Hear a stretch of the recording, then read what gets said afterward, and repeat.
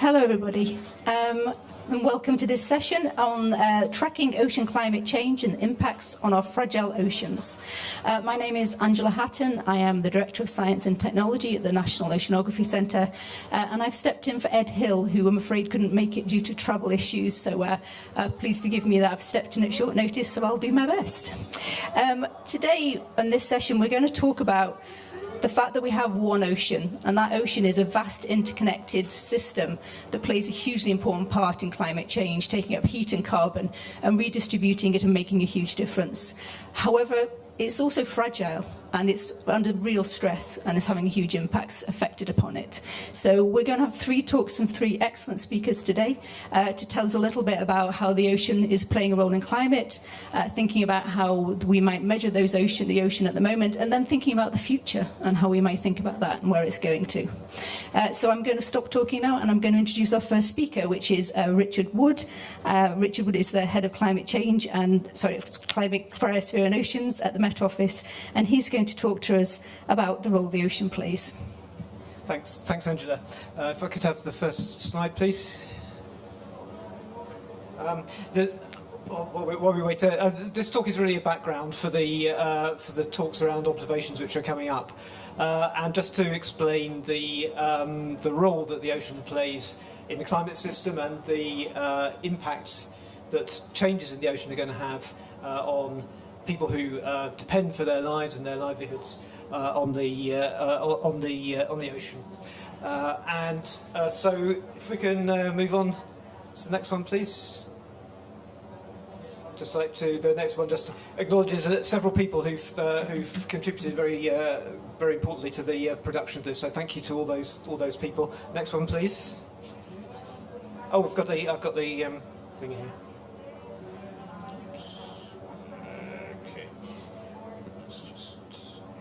Yeah, brilliant. Okay, so if you think of the role of the ocean in the climate system, it kind of it's provided some fantastic services to us, but they come at a cost. And the first of those services is that the ocean is taking up a lot of the heat, in fact most of the heat that's been trapped in the atmosphere by the greenhouse gases. So this figure from the IPCC AR6, which is just sitting behind me here, shows where the heat has gone that's been trapped by the greenhouse gases since 1970. And hopefully you can just about see here the blue bits are the heat that's gone into the ocean.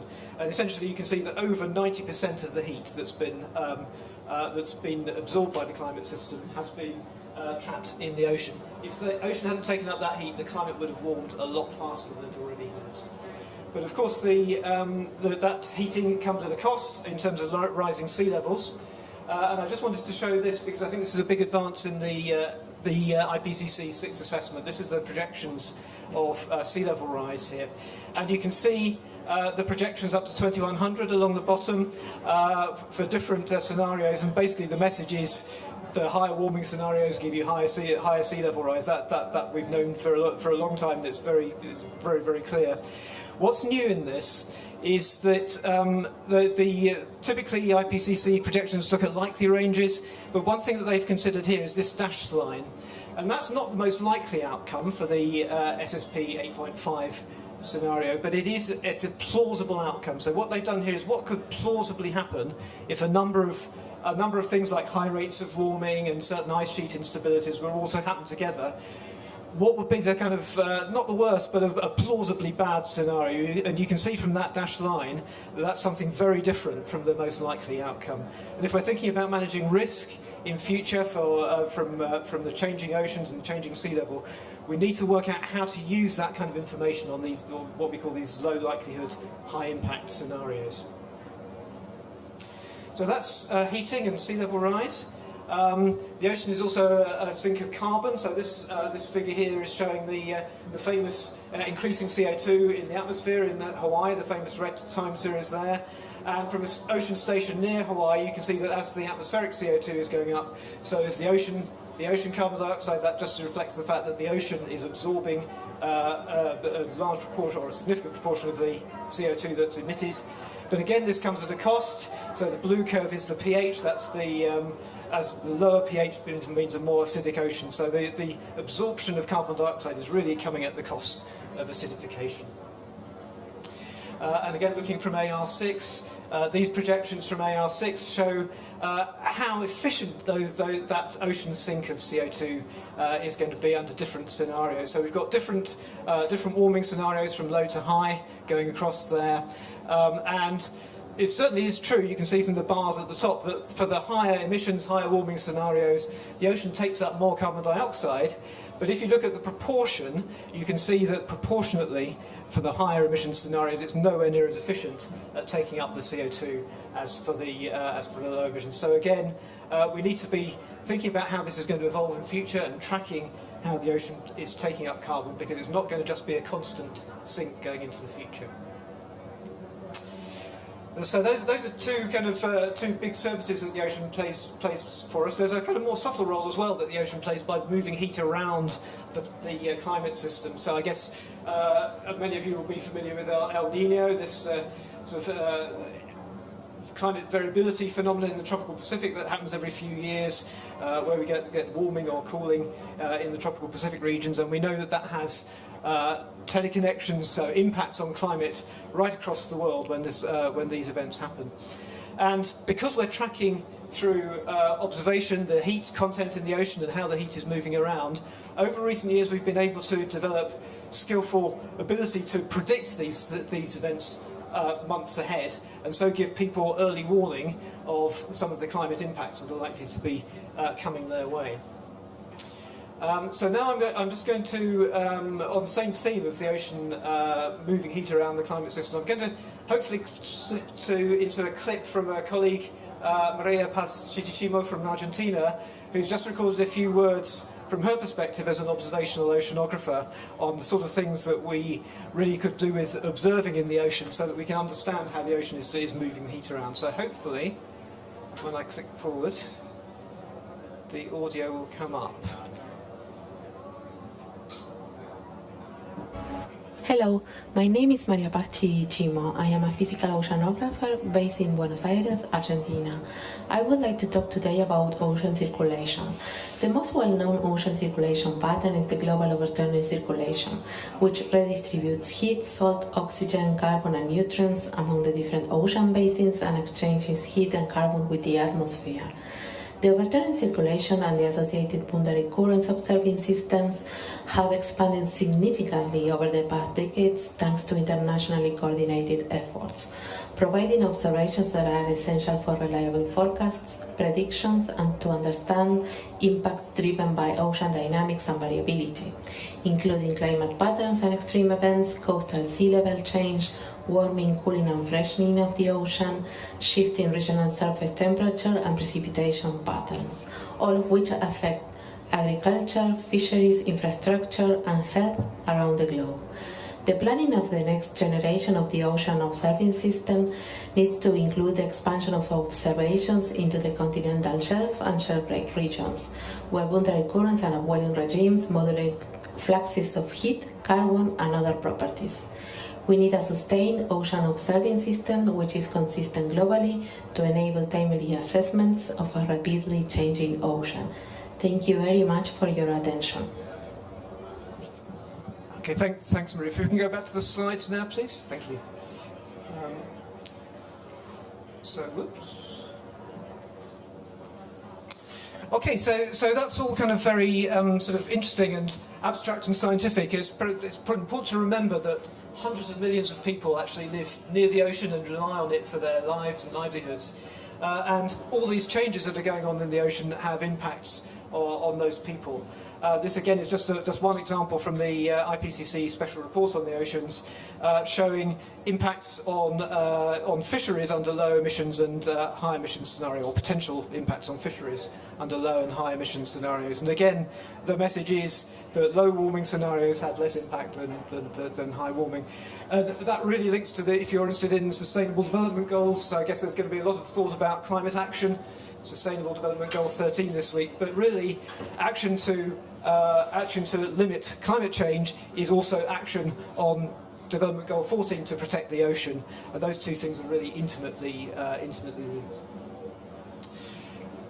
The impacts, of course, are going to be very different according to the regions and the the regions and the particular sectors that are affected. And this is just a qualitative assessment, again, from the IPCC report of how sea level rise in particular would impact on different communities with different types of adaptation measure.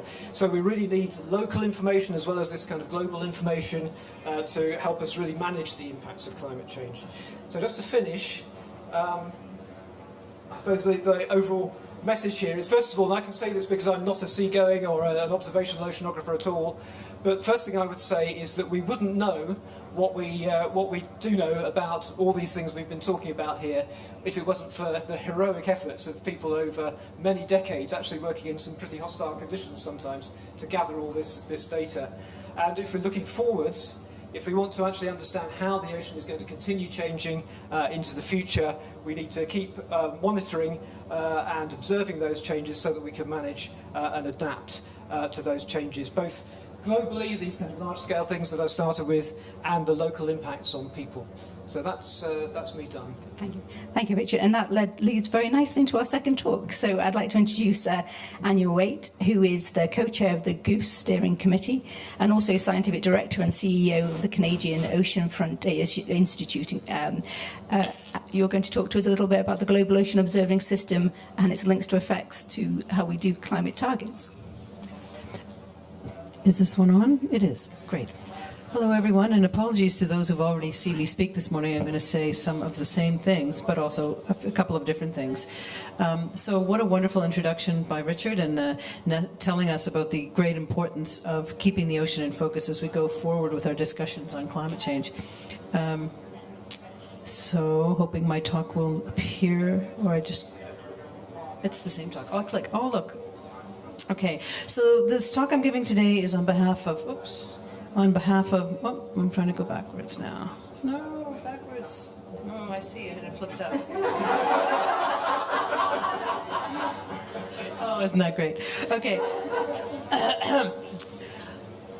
I'm giving a talk today on behalf of myself and Tosta Tanua, who's my co-chair of the Global Ocean Observing System Steering Committee, and also for the Ocean Frontier Institute, which I'm the scientific director and CEO.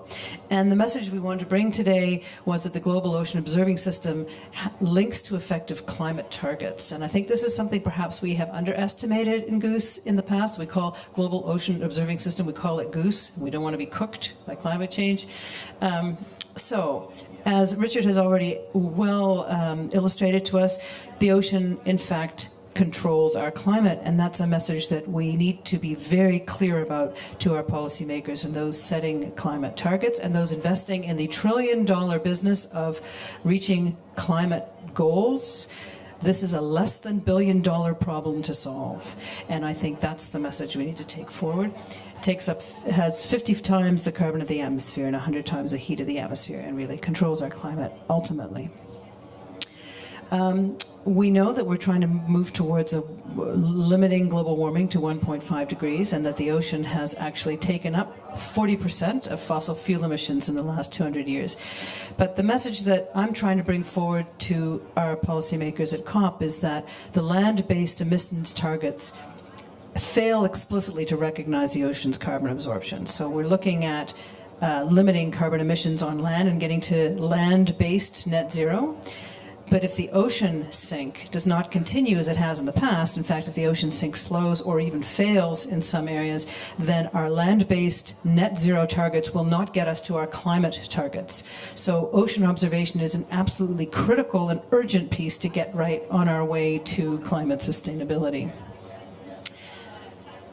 And just a diagram there on the left of our fossil fuel emissions of 338 petagrams of carbon. About 140 of those have been absorbed by the ocean, and the rest has been released into the atmosphere. And you can actually see, well, you can't because, Richard, you're in the way, but no.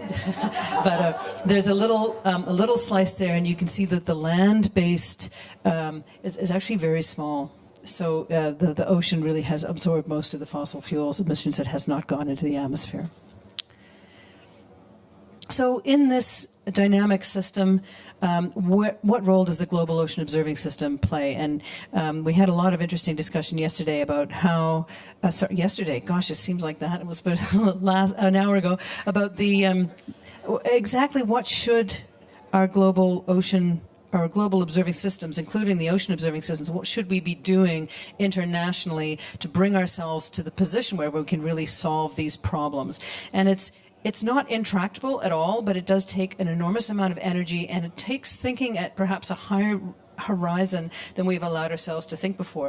I mean, Goose is the network of networks, and yet it has struggled to bring itself together to speak at the highest level internationally. That has to improve. It has to change. We need to step up to the top level of simplifying and clarifying our messages so that they can be heard across not just the ocean community, which tends to prefer complex messages, to be honest, but to our policymakers and others who can really hear us. And that's really the goal I've set myself for this particular COP.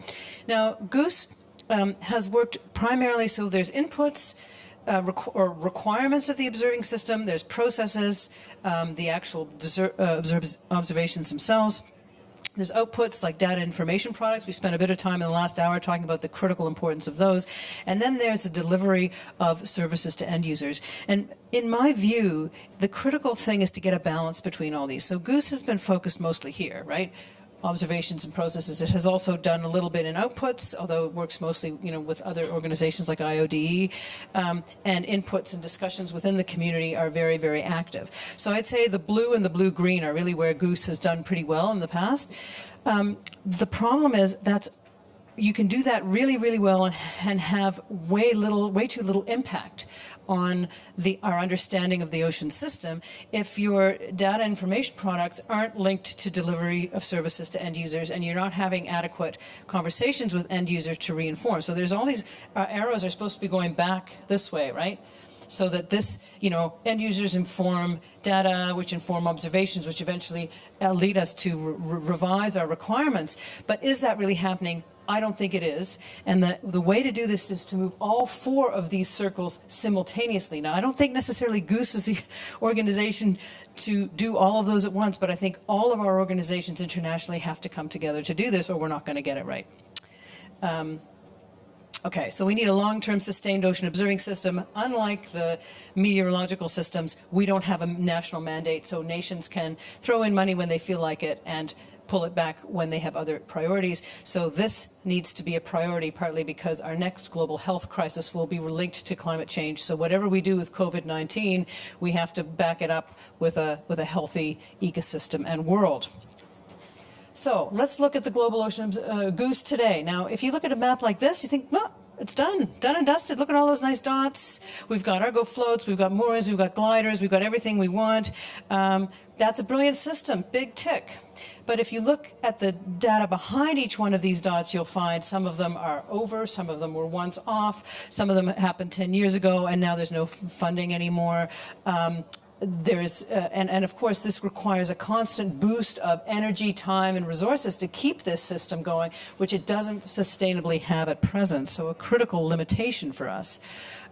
So, in fact, despite this picture, which we use to convince ourselves we're doing a good job, ocean observations are far too sparse, and we know that because in one of the talks in the last hour, we saw that ocean models and ocean observations are diverging in their estimates of climate change, of ocean heat, and carbon content. And the divergence is because an under-observation of the ocean is allowing the models to fail, essentially. So we're losing time series, especially in COVID. There was a lot of data sets that got holes kicked in them in COVID, and most do not even measure one of the critical variables in our climate system, carbon, which is now relatively easy to do in comparison to in the past. We also have a global community that's mature and ready to act. We have some beautiful work on framing the integrated ocean carbon research from the IOCR. We have the very affectionately known as the FOO, the Framework for Ocean Observing, and these two things together bring together research and observation in a way that is very powerful. We know what to do, we know how to act. The community is well prepared to design sustained carbon observations. Critically, they need to move below the surface skin and get down into the deeper layers here. So we need urgently satellite observations, but we need to get down into the deeper ocean as well, and that's where the challenges really arise. So we actually are dealing with a sense that in our climate conversation currently, the ocean is missing. And it can't remain that way or we will not reach our climate targets. So my goal is to convince our national governments that we have to add the ocean to solve for a global net zero, and that we cannot reach our climate targets without closely observing the ocean so that we know whether or not that critical ocean baseline is moving up, down, or sideways, and on what timescales. We're putting forward one exemplar that we could show the way, which is a North Atlantic carbon observatory. The North Atlantic observes about 30%, takes up about 30% of the ocean's carbon, and therefore is a nice place to start. You can see on the left temperature, and on the right model temperature, and you can see, sorry, that's not model temperature, that's a model tracer, but what you can see is that they're not the same, even though they do a reasonable job of mimicking each other. So our view is that you take a place, so most of the carbon absorption happens here to the east and west of Greenland. We can start observing the most intense sources and sinks, including this one, and then use that as a global exemplar of international cooperation. This is way bigger than any single country, and bring ourselves together as a group, including the Global Ocean Observing System, including a lot of the other international organizations that are already working in this space, but we need to click in at a higher level, and that's our challenge. Oops, and I will finish there. And please get in touch if you'd like to talk about any of these issues. Thank you very much. much. Over to John. Thank you very much. Excellent talk. And actually, I always think that picture of the observing system, when you think that the size of an Argo float is about this big, and they're given us a dot on that, you can see the relative scale. They're not that big across the Atlantic Ocean, for instance, so we kind of miss the massive gaps in between by putting it on a map that we can see. Yeah, I agree with you. It is sparse, but it is also changing, and I think the way in which we need to think about ocean observation is changing as well. And so I'd like to introduce John Siddon, who's the Associate Director for Digital Ocean at the National Oceanography Centre, and he's going to talk to us a bit about the future of ocean observation. Yeah, hello everyone, thank you, and thank you for the introduction, Ange. And I apologise, I haven't put the other contributors on this, but it is a group effort, this set of slides. And I'm under additional pressure this afternoon because I promised Nick that she would learn something doing my talks this afternoon. So I'll see you afterwards. So I'm going to talk about the future of ocean observations, and we've talked a fair bit today already about the value chain, but I'll try and put some flesh on that and think about how we make that value chain work better for our users in the future. So we're not in a vacuum here. We're already actually in a very good place. 2 years ago we met for Ocean Obs over in Hawaii, and there was an enormous amount of input from the scientific community and from stakeholders around what we need to do around ocean observations. And I brought the water bottle here to prove that I was actually there. It was an amazing event, and we learned an awful lot, and we mustn't let those lessons go to waste. And there are various other publications, various other community actions that have really given us a good basis from which to go forward. And I'll talk a fair bit actually about the European Marine Board policy brief around sustaining in situ ocean observations in a digital age in a few slides coming up. And I'll also talk a little bit about the decade, the UN Decade for Ocean Sciences for Sustainable Development. It's a real opportunity for us as oceanographers to take advantage of both COP26 and the next 10 years where the decade will give us some impetus, but we've got to take that opportunity now. So I think I said something around here, yeah, now is the time for action, and I think that's really critical for us as oceanographers to make sure that we take these opportunities. So the Ocean Decade, briefly introducing it, there are a number of outcomes that the decade is hoping to achieve: a clean, a healthy and resilient, a productive, a safe, a predicted and accessible, and an inspiring and engaging ocean. And all of that is going to be underpinned, or has to be underpinned, by having suitable ocean observations. And particularly if we think about some of the infrastructural challenges, we've got to make sure we're able to understand the impacts of our changing climate, the impacts of our weather, and a lot of that is around having early warning systems and multi-hazard early warning systems that include oceanography. Challenge 7 is directly around a sustainable ocean observing system, which we'll obviously talk a little bit more about. And then I'll talk a little bit about this digital representation of the ocean, which we're moving towards. The European Marine Board,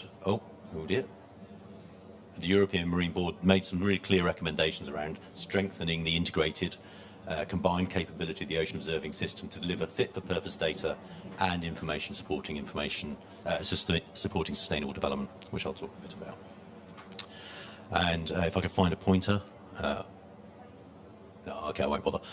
So this really sort of builds on the slide that. Thank you very much. There we go. This really builds on the slides that Anya showed earlier with the sort of the circles sort of cycling around each other, and this is a sort of slightly different representation of this ocean observing value chain. So at the bottom we have ocean observations which underpin things.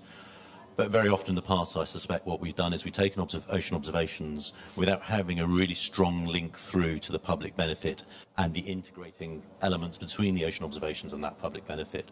So through models and analyses, through products and services, which have been mentioned a lot. But beyond that, through creating knowledge and wisdom from those products and services, and basing those products and services and that information on the user need. So essentially the cascade has to come backwards really from the public benefit down to the ocean observations, and that needs to be a really strong spine to make sure the ocean observations we collect really generate value, and we enhance the whole value chain from the ocean observations all the way through to public benefit. Otherwise, we're not really doing a service to society or to ourselves. I don't know if I've missed anything in that series of bullet points I've got there. Yeah, it's probably worth saying a sustainable future needs enhancements and innovation throughout the value chain. So I'm going to be promoting quite strongly today that we need the ocean observations to sustain our future science and our future societal needs, but we need to invest in that value chain strongly across the whole range.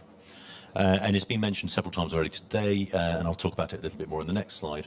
But if you look at comparing the atmospheric observations we have and the ocean observations, their characteristics are quite starkly different. We have far more sustained funding in the atmosphere observing community. We have a much more integrated approach to using those observations through the Met community, and we have sustained funding, which we really want to move towards in the ocean as well. So what does that mean in practice, and how do we progress things? Well, we really need to implement a critical global infrastructure to underpin this value chain. At the moment, most of the infrastructure is done in a rather ad hoc way. It's not implemented in a way that is particularly joined up end to end, and it's not implemented under largely sustainable funding mechanisms. So we really need to move to a more sustained global infrastructure, and that's technical. It's also about metadata. It's about having the link to the stakeholders properly embedded. It's a lot of different dimensions. And so that will give us that stable backbone of core observations. That will give us the ability to move that stable backbone of core observations through to user use.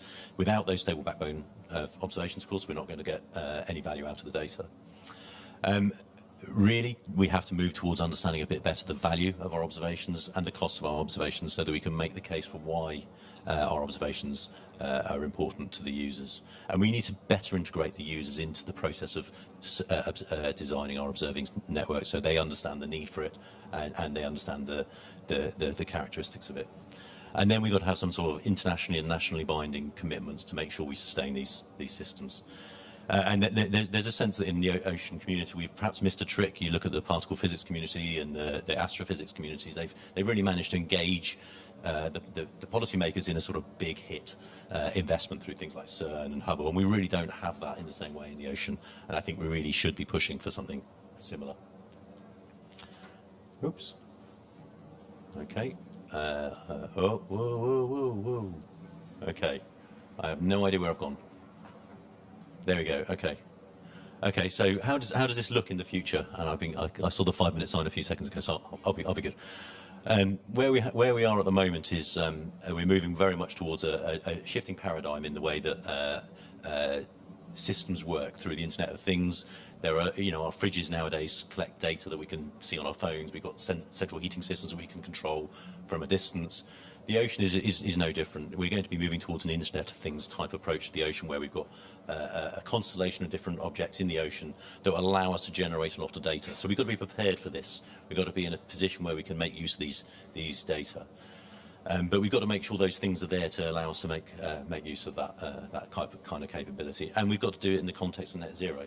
If the ocean observing community is collecting data that is burning a whole load of carbon at the same time, it doesn't look great, let's be honest. So we've got to think about how we develop these novel approaches in a net zero context. And then those things, that Internet of Things needs to be connected up in some way through digitally enabled tools, through modelling, through artificial intelligence, through machine learning. And that needs to be done in a seamless way that allows us to make use of those observations. There's no point us handing over large disks of terabytes of data to someone to make use of it. It just doesn't work that way anymore. We just can't do it. And then we've got to make sure that when people want to access the data, we've got those infrastructures in place to allow them to reduce the barrier of access to our big data sets. Our big data sets are going to get harder and harder to use, so we've got to invest in that access to the information. And so there's a sort of schematic here of how you might develop a sort of an end-to-end flow of data at the top going through to use at the bottom, either through science or policy. And on the way, you've got to integrate your ocean observations with societal observations, with policy relevant observations, with land use observations, so that you can really make the best use of them. And so sort of federating and integrating is key here. And we've got to find new ways of observing large scale observing. So there are various options we can think about. For example, subsea cables are carrying information. We can look at outputs from those and find ways of mining that for useful information. We've got to miniaturize our sensors. We've got to improve the power drain on our sensors so that we've got more capability for broader range of things. We've got to move into the ecosystem. We've got to understand the nutrients, and we're really making some great progress in that area. And over the next few years, we'll really see the scale and the scope of what we can do increase.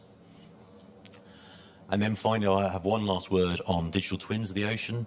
So this is about having a twin replication of the ocean at whatever scale you might find the user needs, that allows you to really delve into the science, delve into the features, and then integrate that thinking with the observing or whatever outcomes you need, so that you can then adapt your policy or adapt your marine sustainable activities, so that you're actually making an impact through your observations in an iterative process. And so what we need is to develop this a series of comprehensive digital representations of the ocean to open access for policymakers and users. Okay, and now we're going to come to a few words from various people who weren't able to be here but wanted to speak, and I don't know if I'm going to be doing this. I'm hoping something will happen now.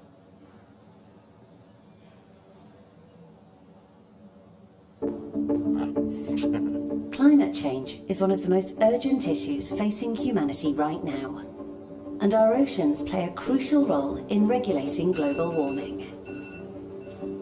Oceans absorb vast quantities of heat and carbon dioxide from our atmosphere, greatly reducing the rate of climatic change.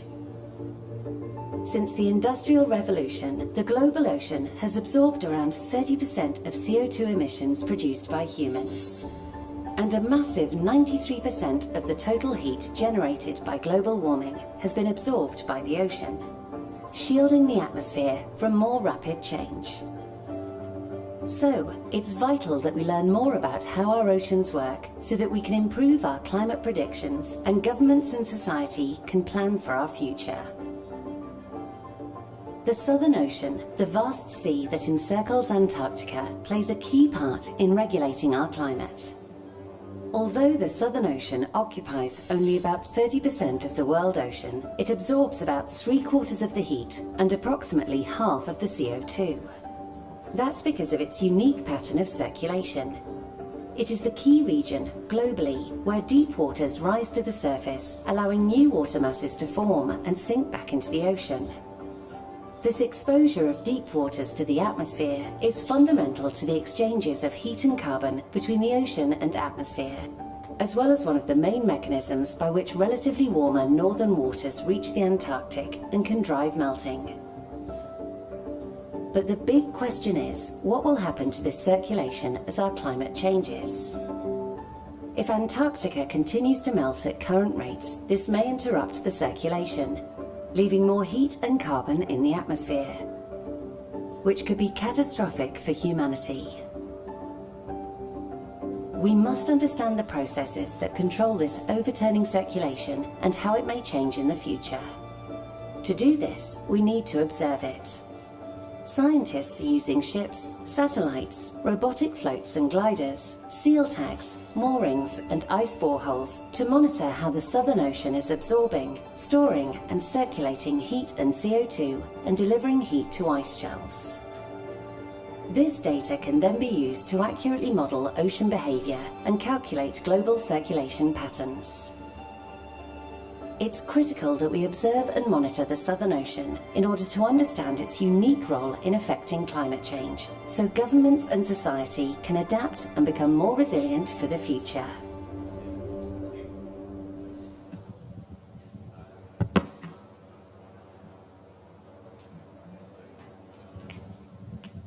So the next clip, which will be an audio clip, is from Dr. Marjolaine Krug from South Africa, and she's going to talk about ocean boundaries. So again, there we go. We worry about coastal biodiversity or the plastics we find on our beaches.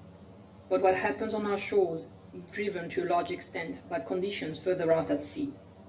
Most coastlines are bounded by dynamic boundary currents, which play a major role in the redistribution of heat, salt, nutrients, plankton, and pollutants. To improve predictions near the coast where most humans reside, we need to increase our observing efforts at ocean boundaries.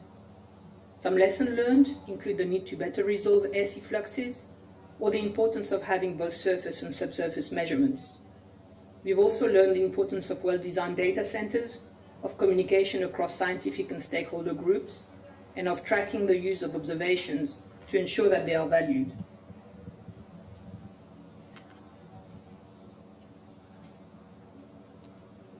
And then finally, Professor Weidong Yu from Sun Yat-sen University will talk a little bit about... Rama-Hui array dramatically changed the status of our global ocean observing system and in the ocean, and significantly improve our prediction skill for the Asian monsoon region, and heavily support the sustainable development for this very density populated region. I believe for the future, the global ocean observing system will continue and to keep this momentum, and we support better for our society.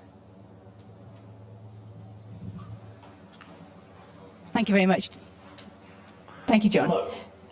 Not all ocean basins are the same. The North Atlantic, unique amongst the oceans, transports vast quantities of heat from the tropics to the Arctic. In this short presentation, I will show various methods we use to monitor, measure, and help predict the North Atlantic circulation. The animation shows a robotic glider platform traveling through the ocean from Scotland to Iceland and back over a period of many months, measuring the temperature and the salinity of the water. The mainstay of our observations in the Atlantic Ocean are arrays of moored instrumentation stretching from the seabed to the sea surface, measuring the vast quantities of heat travelling northward. The three arrays currently supported by the UK and the EU are the RAPT array at 26 degrees north, the OSNAP array at 56 degrees north, and the Ferris-Shetland Channel array at around 61 degrees north. Maintaining these arrays is a challenge, both for funding and for encountering the wild conditions of the North Atlantic Ocean, but it is essential to maintain our ability to understand and predict the ocean circulation. You're supposed to be seeing a ship in deep seas there, in big seas, but anyway. In that case, I am going to stop you guys. Thank you very much. We have a little bit of time left for questions. I wasn't being rude looking at my phone, because anybody online who wishes to ask a question will come through to me, and I will read out those questions too. So I'm going to go to the room first. Yes, I think we have to pass you a microphone. Okay. Oh, thank you. Hi. Is it working? Yeah. Hi. I'm Alicia Perez Porro. I come from Spain. I'm the scientific coordinator of a research center that focuses on climate change and biodiversity. And my question, well, first of all, thank you to all of you and the speakers that were on video. Very interesting. I have a lot of questions, but I'm going to just ask one, which is, so we all know that the ocean is key for the climate and it's key in climate conversations, but somehow we all know that the conversations are not engaging with the ocean. So what do you think that is missing to convince decision makers and policymakers and governments to do the thing that Dr. Sidon was saying about the CERN of the ocean, right? And is there any country that is kind of leading the way in this sense? So is anyone to take that? I have my own opinion on it, but I'm happy for this. I think countries are starting to lead the way. I'm hoping Canada will lead the way. I'm Canadian. The UK has already made, the UK and the EU have also already done some big things. We're not there yet in terms of international cooperation. We need the UK and Canada and the EU and all these countries that are doing major observation initiatives to come together and work absolutely together on this. And that I don't think has happened quite yet. The other thing is that the absolute simplicity of the message that I was presenting to you, I think we're starting to see some traction in that simple message. So we have certainly had success with talking to Canadian policymakers and ministers who have, once they're presented with a message that's that simple, because it's not about their ability to understand it, it's about the time to digest it. So you have to go to a policymaker with a simple message like, the ocean is missing, we will not reach our climate targets. That's a message that's short enough to get in between the billion other sound bites. And we're starting down that road, but it's a pretty heavy lift, and scientists are resistant to it. So as soon as we start to simplify the message, we get a lot of pushback from scientists. Well, are you really being accurate? Are you? And of course they're correct, right? You have to, but it's getting that balance right where you distilling down the message that it's clear enough, while at the same time staying true to the spirit of the science. And that right now, sometimes I feel like I have one foot on one train going one speed and another train going on another speed, because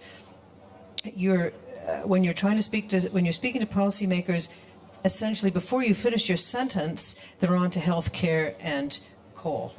So you have to get it through in the one sentence, and that's challenging for all of us. So big job for us all to do.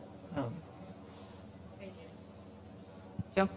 Yeah, it's a really good question, of course, and if we knew the answer to it, we would have solved it. But I do think the value chain, the public benefit linking through the information and the data and the modelling and the AI and so on down to the observations is fundamental. But not only that, mapping that through and really explicitly stating what that value chain is, but then costing that value chain and the cost benefit. So because politicians largely look at money, frankly, I think if we can come up with a really good reasoned argument why this is good value for them, then I think that's really going to be helpful. And people are making those sorts of cost benefit analyses already. Okay, thank you very much. I'd say it's not one country, it's all. And we all need to do this in cooperation, and that's the only way we will achieve it, technology development and working internationally, and we can achieve anything. There's a question there, and then I'll come up to the back of the room in a minute. Hi, this is Ana Payo from the University of Aberdeen. And when I was hearing about what you were explaining, I'm an oceanographer by training, but I am working on the ecological part and modeling population dynamics.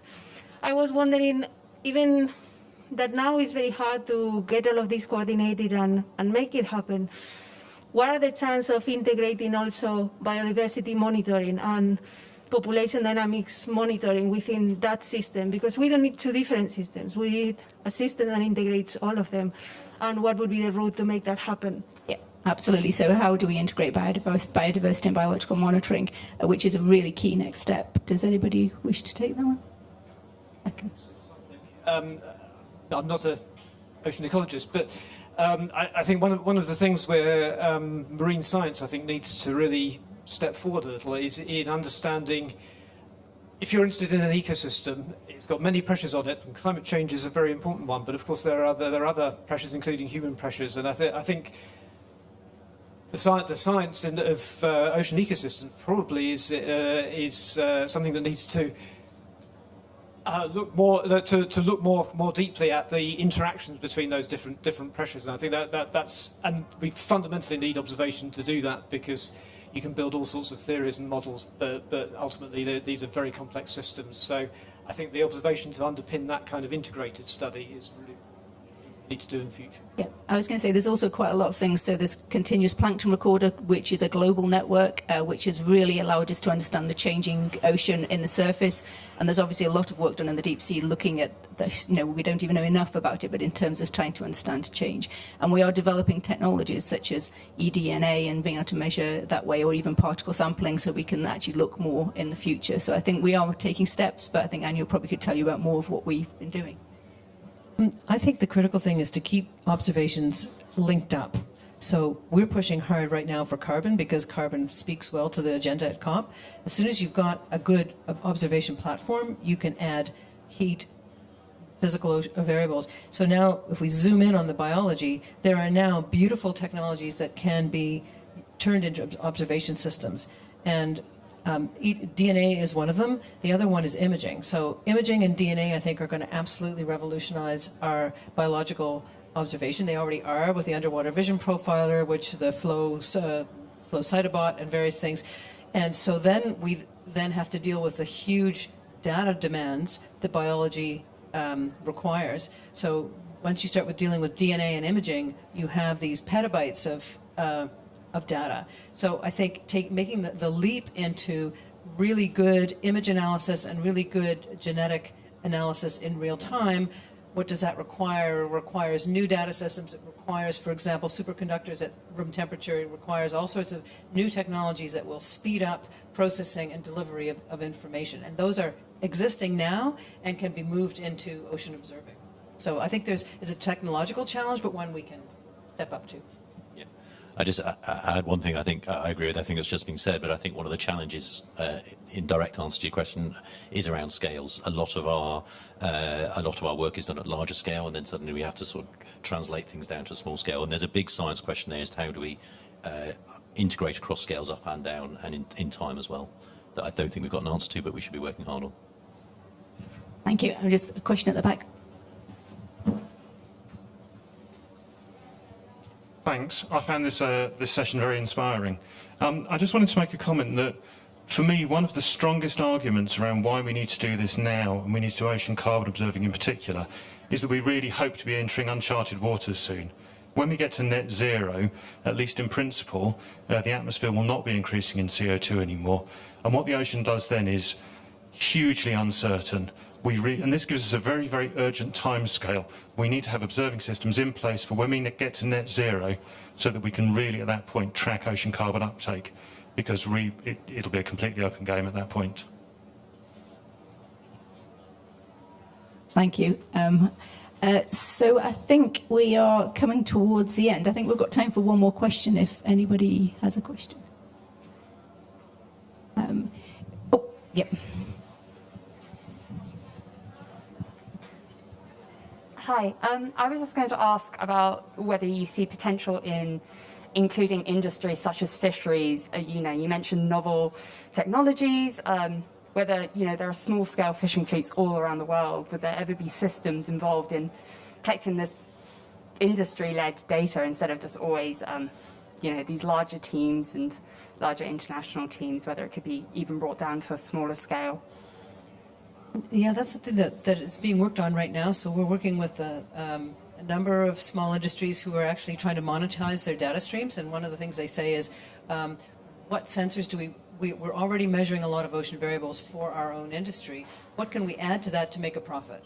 And so what we've actually done is linked a number of them up with the Economist Research Intelligence Unit to and analyze where our private data flows kind of useful and monetizable. And of course, private data flows are exponentially increasing. In fact, every company will assume that there's more ocean data in private hands than public hands. And we don't actually know the answer which those are true, but it's the public-private partnerships that are really going to lift that conversation to the next level. And these young companies trying to figure out, well, if I add a temperature sensor, can I sell that data? Or can I, contribute it to a global data repository or data trust, and then get data back from it. So there's all sorts of new economic models that need to come in place to incentivize, terrible word, but ocean carbon and ocean temperature and other sort of data streams from the ocean to come into the public good, and that conversation is really intense right now. So, John? Yeah, essentially what you're describing there is the Internet of Things sort of being taken advantage of because other people will be taking measurements. The marine sector is going to be massively digitising around their large tankers, for example. Fishing vessels are doing the same. The small fishing vessels will be doing the same. So if we can tap into that, then I think we've got a major source of new information. And lots of people are experimenting with this. Some of the problems around the physical technology, but that's being resolved as we speak. So I think we'll see a lot of this in the future.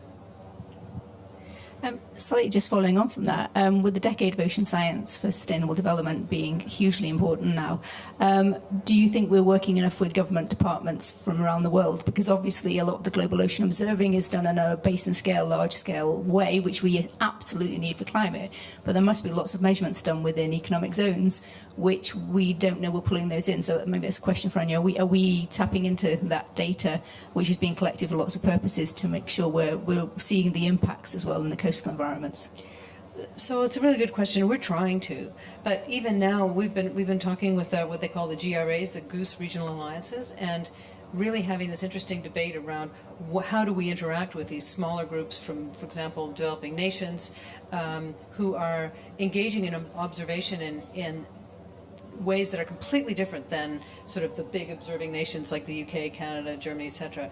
And we're trying to, what we realize is that it's actually a listening exercise. We have no idea, and we need to go in and listen first and understand how we can support these developing nations and other more local and very important local observing systems. And that's true, for example, within Canada. We have indigenous peoples who have observed the ocean for thousands of years. We are only at the early stages of having those conversations with communities who have watched and are actually in existential sadness over watching their salmon run go from 600,000 to 6.